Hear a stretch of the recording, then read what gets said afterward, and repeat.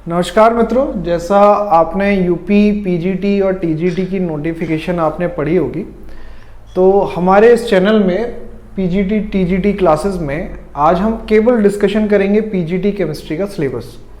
देखेंगे क्या क्या चीज़ें आपको इस सिलेबस के अंदर पढ़नी है, किस तरीके का सिलेबस हमें दिया हुआ है एग्जाम में क्रैक करने के लिए, और किसका पोर्शन कितना ज़्यादा है, किस पे हमें ज़्यादा ध्यान देने की ज़रूरत है। इन सब चीज़ों को आज हम देखेंगे सिलेबस के अकॉर्डिंग।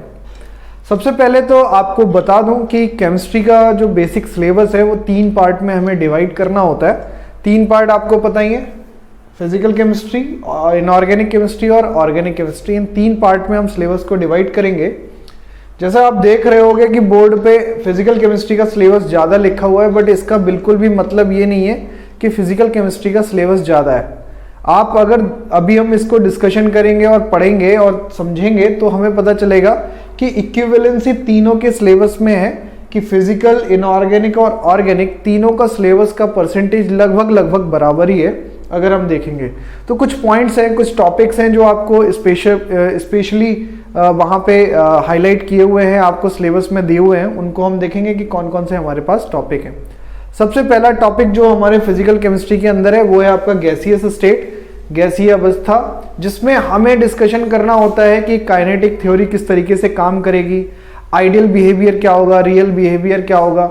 इन सबको हम यहीं पे चर्चा करेंगे, इसी चैप्टर के अंदर हम डिटेल में देखेंगे। Next one is thermodynamic and thermochemistry. ये केमिस्ट्री के अंदर 2 पार्ट इसलिए आ जाते हैं क्योंकि एक में तो हमें थर्मोडायनेमिक्स वो पढ़ना होता है फिजिक्स से रिलेटेड, कि फिजिक्स में किस तरीके का थर्मोडायनेमिक काम करता है, बट केमिस्ट्री में क्योंकि आपका ऑब्जर्वेशन बदल जाएगा तो केमिस्ट्री में आपका थर्मोडायनेमिक्स अलग होता है। लेकिन साथ साथ एक और चीज हमारे पास इसमें ऐड हो जाती है जिसको हम बोलते हैं थर्मोकेमिस्ट्री। अब इस थर्मोकेमिस्ट्री में एक्चुअली हमें देखना है कि किसी भी प्रोसेस रिएक्शन में किस तरीके की एनर्जी आपकी वहां पे रिलीज हो रही है। ठीक है, अगला है हमारे पास मॉलिक्यूलर थर्मोडायनेमिक। इस मॉलिक्यूलर थर्मोडायनेमिक में हमें specially kinetic theory of gases को पढ़ना होता है, या फिर हम मैक्सवेल की इक्वेशंस को यहाँ पे स्पेशली डिस्कस करेंगे। ये देखेंगे कि मॉलिक्यूल किस तरीके से यहाँ पे बिहेव करेगा, किस तरीके से रैंडमनेस होगी उसके अंदर, किस तरीके से उसकी फिगसिटी हम कैलकुलेट कर पाएंगे। ये सारी चीजें हम इस टॉपिक के अंदर डिस्कस करेंगे। अगला है हमारे पास टॉपिक सरफेस केमिस्ट्री। जैसा आपको पता ही है, इंपॉर्टेंट टॉपिक, आपके पास आइसोथर्म आपको पढ़नी पड़ेंगी, है ना।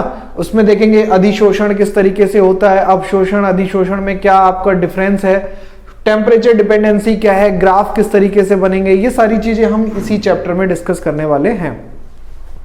अगला है हमारे पास चैप्टर सॉल्यूशन। जो विलयन है ये मोल कॉन्सेप्ट से रिलेटेड होता है।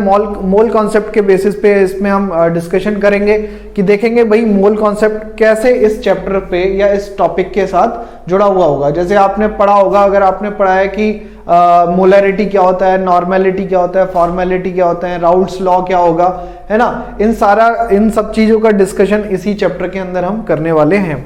इक्विलिब्रियम अपने आप में फिजिकल केमिस्ट्री का स्कोरिंग चैप्टर है, क्योंकि इसके साथ साथ आपको यह भी समझना है कि इक्विलिब्रियम साम्यावस्था केवल 2 तरीके की हम यहाँ पे डिस्कस करेंगे।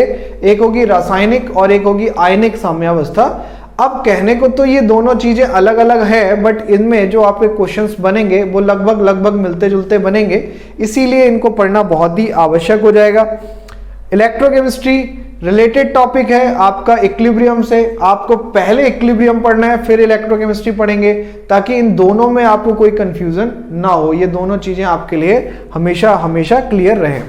अगला अगर अपन बात करें, आ जाएं इनऑर्गेनिक केमिस्ट्री के सिलेबस के ऊपर, तो इनऑर्गेनिक केमिस्ट्री में देखने में बहुत छोटा सा सिलेबस है, बट अगर हम इसको डिटेल में पढ़ेंगे तो काफी अच्छा और हैवी वेटेड है। जैसे एटॉमिक स्ट्रक्चर काफी अच्छा चैप्टर है, इसमें बहुत सारी चीजें, स्पेक्ट्रम वगैरह आपको, क्वांटम नंबर्स, स्पेक्ट्रम, ये सब चीजें इसके अंदर पढ़नी है।